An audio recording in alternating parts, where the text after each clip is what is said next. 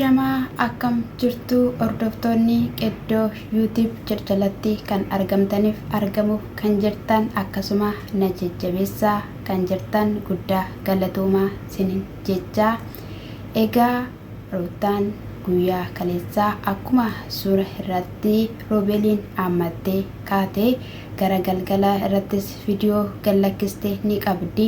Egaa yeroo nan geenye har'atti bulfadhee jira dhufee jira sinin jechuun jaaladha. Sin maal gooturee like doolii sana xiqqoodhaan maatii naa taatu jechuudha. Haa ta'uyyuu malee egaa erga nagaa nu gaafattee booddee kinoo haala kanaadhaan jira of gammachiisuudhaaf tiriitii of gochuudhaaf jedheenanii mana koo keessattis immoo waan haadaatu baay'atanuun jettee turte jechuudha. Amma haati irra keessa kanatti kolfaa jirtu kanatti waan baay'ee ta'aa jirtu jechuudha. Wanta gaarii wanta bareedaa wanta namatti tolu miti kan hojjechaa jirtu yoo sitti fakkaateyyuu yoo ta'eyyuu jechuudha. Osuma kanaan jettu jechuudha. Roobelis waamee jira akkasumas illee keessummoonni na bira dhufanii jiru jettee haasawaa turte jechuudha. Buna ishii kana dadanfiste miin egaa akkuma beekamu mi'uma achi keessaa jirudha jechuudha. Amma biyya keenya Itoophiyaa keessatti jechuudha magaalaa Finfinnee keessatti keessumaayyuu kanuma miini guutamee jiru akkuma biyya alaa keessatti kireeffamuu jalqabee jira jechuudha. Manni haa ta'uyyuu malee egaa utuma ishiin akkasitti haasawaa jirtu Roobel dhufee nagaagaa wal gaafatanii waa manni baay'ee bareeda dhugaadhaati baay'ee bakka namatti tolta baay'ee bareechitee jirta mana jedheen jechuudha. Akka waan takka manicha dhaqee hin beenetti jechuudha. Manicha immoo dhaqeera jechuudha. Jalqaba irratti osumayyuu viidiyoo waraabeen dura kan isaanii suura wajjiniin ka'an jechuudha. Sheemii egaa isaan malee namni muudii qabaaree kan sana booddee egaa dhufee ni taa'e jechuudha. Waa baay'ee bareeda jedhanii mana keessa deddeemanii mana hundumayyuu edda ilaalanii booddee egaa harka isaanii wal rukutanii wal hammatanii jechuudha. Kokkolfanii hin beektu mitiiree Ruutaan jechuudha. Irra keessas inna kolfitu keessas yeroo kolfitu ni beekama. Kolfi Ruutaan kolfitu kolfa lamadha siniin jechuun jaaladha. Akkasumallee Abrahaamis illee dhufee sallee siniif galakkisee tureera jechuudha. Sanaa booda gaa taa'anii baay'ee bareedadha. Bakka kanadha ani nu biraa bahuu keetti baay'ee gaddineerra wanti nutti tole wanti nu gammachiise hin jiru. Garuu immoo erga jettee immoo homaa gochuun hin danda'amu. Garuu Abrahaam otoo dhufee haala tamma keessa jirtu kana argee baay'ee bareedadha jedheen jechuudha. Kanarratti akkamii bakka hammatu hojii hojjechuun hin danda'amu gadi jettee hojjechuun. Isa kanaaf amma jennaan lakkii anaafiyyuu naa ta'a. Ol jechuun gadi jechuun achumatti ciisaa hoolee akkanaan hin jenneen si sodaadhe malee itteen jechuudha. Isa otoo hin taane namni jira garuu tamalaashiidha jette jechuudha. Nyaata hojjattee fi akkasuma huccuullee miiccitee fi kan deemtu ni qabdi jechuudha. Xaqilaallaadhuma jedhee jira jechuudha. Xaqilaallaadhuma sarratanyaa qaxaruufidha. Qaxartaa fi qaxariif marrakkatti Abrahaamis hin fuudhamu. Chikkiriin hin jiru. Isa kanaaf yaadduusin hin yaadina hin yaaddayina jiruuf warri buttaa jira yoo jiruuf siniin jechuun jaaladha. Egaatuma kana haasawaa jiranu egaa hordoftoota gidduutti waata dhufa jechuudha. Egaa oduudhuma keessa waa dhufa mitiiree har'aa Roobelii si dursee kanan si waamee fi waanuma tokko haasofna jedheeni garuu keessummoota qaba. Keessummootan ani qabus immoo dhufaa jiru jennaanii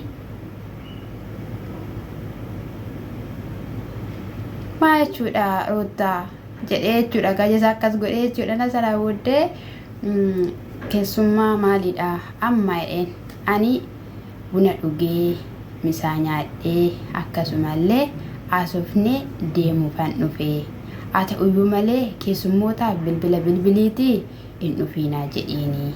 Sababni isaa immoo mana kana keessatti eenyuyyuu waamuu hin qabdu. Ati kan mana nu biraa baatee fi ofii keedhaa fi ofii tasgabbeessuudhaa fi amma immoo keessummaa biraa waamtee dhufuu maaltu taasise jennaan. Namni egaa amma keessummaan tokko yeroo si biraan dhufa jedhee hin dhufiin akkamittiin jedhamaani hin jedhamu jetteen jechuudha. Yeroo kanatti inni maal jechuu barbaaddeetti ati yoo isaan barbaaddeetta ta'e hoteelatti yookiin immoo bakka shaayii bunnaa jecha wajjin haasa'uu qabda achitti gaggeessuu qabda malee mana kee akkamittiin agarsiista an akkamittiin an si bira dhufaa jechuu isaatiin akkamittiin an dhufe tiriitii si godha akkamittiin an dhufe si hammadhee suura si wajjiniin ka'a akkamittiin an bakka fataa zanaa si gochuu danda'a akkamittiin an immoo akkasumas illee anayyuu na dhibamu dhugaa siniin jedhe na dhibam siniin jedhe ani immoo dhugaa ani gaafa neerome jaarsa koo jalaan bahu abadda jaarsa koo jalaan bahu dhugaan siniin jedhe haati koos amma waggaa 18 na dandeessi abbaan koos akkasuma sana booddee namni keeriyyuu na qabuyyuu hin jiru achi booddee bakka inni intan qaxaqqate hordoftoota intan batabbate malee intan batabbate achi booda gaa'ii dhufuu qabu jedhame sanaan dura garuu wanti isheen Abiraamiif dhaamte jira jechuudha achuun keessatti baga koma 400 geesse si gammadee jira rakkoon akkasii argatu hin barbaadu jettee hin barbaadin gammachuu isa barbaadeef sin jechuun jaaladha waan hin dubbadhullee baay'ee isaan qaba garuu dubbachuu hin barbaadu jette akkasumas illee Abiraam faanas bakka adda adda cirnee jirra adda adda kukkutamee jira inni jireenya isaa jiraatu anis jireenya koon jiraadha laayifii koo sirreessaan jira jettee jirti jechuudha akkasumallee gara Abiraamitti deebi'ii gara maatii keetiitti siqii warri naan jettaanis jirtu ani Abiraamitti siquun barbaadu maatii kootti siquu hin barbaadu bakka kana booddee maatii koo dadhabsiisuu hin barbaadu jettee jirti jechuudha kun gaallafeen taadhamoo maal jedhamti dhugaan siniin jedhenne namni haadhaaf abbaa biratti siqaa gaafa garaatti baatee hoo fakkeenyaaf jechuudha amma yeroo duraa jechuudha ammallee dhiironni ishiin jedhanii isaan biratti akka haati manaan isaanii kan isaan barbaadan duratti haadha biratti galti dubartiin safuu beettee safeeffata beettee gaafa galtummoo jechuudha deeggifameefiit fe'ameefiit galti jechuudha ati dhugaa qabda ka maal goota eenyu faana utaaltu ay baga goote achi booda gaastuma akkas jechaa jiranii inni keessummoota hin barbaanne bakka maaliif na waamte jedhe jechuudha bakka baay'ee tokko jechuudha dura isa kokkolfee haammatee maal ta'ee jedhe kana haaruu jalqabee keessummoota maaliif dhufee keessummoonni dhufan hordoftoota keessummoonni immoo eenyudhan jettanii Yuweelii fi Buchaa adha jechuudha sababni isaayyuu yeroo darbe viidiyoo isaanii keessatti nama gaa'illi Ruutaa fi Abiraam akka diigamu barbaadutu jira jedhee dubbatee ture jechuudha Buchaanii nan beekas jedhee ture garuu abbaan sun kaameraa irratti mul'achuu qabu jedhanii eenyuma akka ta'e nuuf hin galle dhugaan siniin jedha obboloota Abiraam keessaa yoo ta'u obboloota Ruutaa keessaa yoo ta'u hin beeknu bichaa jechuudha sana booda egaayii kaameraan alaadha jedhanii isaanillee waliin haasawanii turanii dhufanii edda taa'anii booddee egaayii inni akkamitti taa'asanitti fakkaate harkasaa akkasitti wal jala maccaaree jechuudha taa'uu gaafa jalqabu Ruutaa waan sitti taasuuf nu qabna kootu taa'e jennaan rakkoon qabu yoon dhaabadhees jettee gaasaan jalqabame Ruutaa wanti kun gaariidha maaliif mana kireeffattee mana kireeffachuun kee maaliif gaa'ela kana dhiiste gaafa isaan jedhaniini lakki bakka waan hundumayyuu dadhabeera humna koollatti ta'eera kanaaf iyyuu ani jireenya mataa kootti jiraachuu barbaade yennaanii ta'uu hin qabu nama si'ii fi Abiraamii gargar baasuu barbaadutu jiraachaa jira icciitii ati hin beekne tokkotu jira gaafa jedhaniini hundumti keessaniyyuu icciitii jettu jetteen jechuudha sanaa booddee amma gaa kuni jechuudha kuni qilleensi birraa kuni jechuudha dhufee walakkaa galee naante maannachuu jechuun jalqabu sinka eenyudha maalidha isaanii jechuu jalqabe jechuudha sanaa booda nuti wanta astakaakalaa sirreessaa jirru baay'ee isaatu jira singaruu eessaa dhuftanii akkamittis baruu dandeessanii gaafa jedhu jara sana akka gaafa gaasheen sammii dheerachuu dhaqanii gaasheen gidduu itti dhufanii oduu dhoowwee haasaa jaarsaa kennuu didee akkasuma isaan kana godhe jechuudha sanaa booddee ani obboleessadha dhugaan siniin jedhe jechuudha Roobeel obboleessa miti durbiis miti durbii sadaffaa arfaffaa shanaffaas miti Roobeel akkuma ta'etti akkuma nama kamiyyuu wal baranii namni walitti siqamee walitti siqamee akka obbolummaatti waliin jiraachuu jalqaban amma garuu jechuudha Roobeel kan inni agarsiisaa jiru waa'ee obboleessummaa osoo hin taane akka nama jaalatee jiru inaaffaan nama guutametti agarsiisaa jira jechuudha maaliif inni ishii faana bakka yeroo dabarsuu barbaada sa'aatii dabarsuu barbaada jechuudha beebii shaawuris taasisuu barbaada hordoftoota sinin beektan malee jechuudha. Dhugaan sinin jedhe beebii shaawuris sadaqee waan akkasiin gootu bichaa jechuudha na jiraachisee jechuudha na agarsiisu roottaa. Achi booda tan qaxaqqatee sana booda gaayii hin beektu mitiire guchaan okkoo baay'ee wanniidha tirii qaba jechuudha lula nama dha'uu kana baay'ee barbaada jechuudha viidiyoo isaa keessatti hin argina mitiire achi bakka waanuma godhu dhabee ciniinnatee iyyuu immoo nama amalaan haasa'uu danda'udha jechuudha amalatti amananni jechuudha na haasawatti amana inni kun haasawutti amanuu hin danda'u yeroo kana bakka gaafa lolanii citi jirutu jira gaa'ela kana sirreessuu barbaanna gaafa jedhanii nuti sirreessaa jirra dheeka inni maal sirreessa sitti fakkaate adda kutuu bakka qantas godhee ciree biraa deemuu barbaada jechuudha roobee sana booddee ammachuu barbaada ruutii woyne guddee fallaa sandiro achi booda utaalee wayi buna danfeen dhugu ayya misaa qophaa'e nyaan inni isa abdatee dhufe misaa fi buna dhugee fataa dhee sana booda gatee ba'e gaafa gatee ba'u jechuudha jarri gaa'ii maali citi jettee gaafa roottaan teessuu kaameraan cufamuu qabadhanii kaameraan cufamee jira amma gaa waan itti man hin beeknu waan jedhaniinis hin beeknu jechuudha haa ta'uyyuu malee roottaanii amma sammuun ishii Abiraam amanaa hin jiru Abiraam of keessaa baastetti isa dhugaan siin jira of keessaa akka nama baasetti kan ishiin dubbachaa jirtu haasawaa jirtu jechuudha garuu hin argitu jechuudha.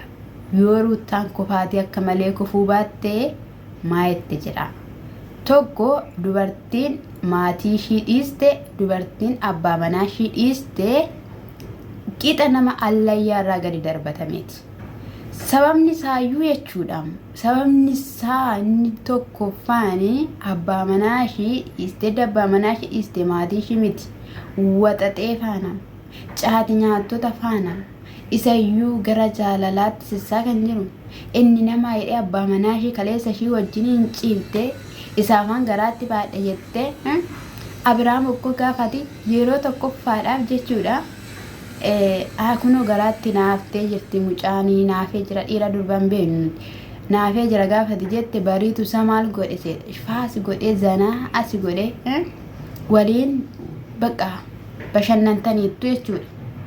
Ammadda manaa baatee ji'a meeqa ji'a sadii wayii geessetta asumatti achiin si butu asiin si butu waanuma tokkollee waanuma guyyaa tokkollee ati viidiyoo bareedaa yookiin si gammachiisu hojjette kolfi kaleessatti kolfitees kolfa sobaa kolfa irra geessaa sirba irra keessaa lammiin kun yoo taratu jechuudha isa kanadha ati yoo deemte deemuu dandeessaa ilma dhiiraatti waan dhadhatu tokkollee hin qabu dhugaan siin jedhe isaan maa jedhu sitti fakkaate nuti yeroon hin darbee hanga waggaa 90 iyyuu fuudhuu dandeenya jedhu isaan yeroo dhaadatan jechuudha. Har'ammoo wayiin kun booda filatanii mana kireeffachuun kun akkasumallee manallee ishiin kireeffattellee baay'ee fagoodha jedhaniiru naannoo Abiraam fa'ii biraa jechuudha. Namni yeroo ammaa kana immoo lokeeshiniin deema. Mamma kana nurraa fagaattee roobelillee mamma kana fagaattee otoo naannoo keenya ta'e otoo safara keenya ta'e wanti tokko naa uumamillee kaanneessi qaqqabuudhaaf jedhanii jira jechuudha. Guyyaa guyyaan qaqqabdate abshar sin jechuun jaalladha akka nama hin beekneen godhatina hojii keessan jecha jirtu sin jabaadhaa sin jechuun jaalladha. Isa kana dhagaa'ee amma gaa maal takka ta'uu maal takka haasa'amuu maal akka fidanii dhufanii maaluma akka ta'u eenyuma akka ta'e namti dudduuba maqidee jiru sun jechuudha eenyuma akka ta'e rabbi nutti agarsiisu akkasumallee jechuudha ani jechuudha dheebuun kunni tokkoffaani mucaan Abiraam biraa osoo ba'ee gammachuu kooti dhugaa dubbachuudhaaf anamma mucaa sanaanin lubbuu mucaa nama kana sodaachaa jira jechuudha ilma dhiiraa ta'etti kennitee biraa deemtee jechuudha morma ishii qabanii fuudhanii itti kennuun dirqama ta'a mucaa sanatti jechuudha maal godhu reegaa tokkoffa bilbila isaa sin qaban bilbila namaas kaasan jiranii waan ta'e nama sin dhaga'ume warri namni mee ani beekan waan isaa hin beekan ani naan galle siniin jechuun jaalladha sun kana sin biraan ga'uuf hin dhufeera na isa kanadha siniin jechuun jaalladha walaammadhaa fataa waliin jedhaa siniin jechuun jaalladha baazawii jechuudha. Roobelini naartaa yeroo malee dulloomtaa maal taata jettee wanni jettee tututtee kuma shibatiin sirrayyuu garagalee jettu jechuudha. Roobeen jechuudha mangaa jillaa kee dha'ee jechuudha akka lafa sin buufne booda jechuudha na itti miidhamta sin jenna koottu deebi'ii gali sin jenna. isa kanadhaayi hordoftoonni kiyyammoo beettu siniin jechuun jaalladhaayi jabaadhaa an siniin jedha mana keessaniif nagaan gola keessaniif jireenya keessaniif nagaan haa ta'u siniin jedhaa eebbifamaa shaalooma.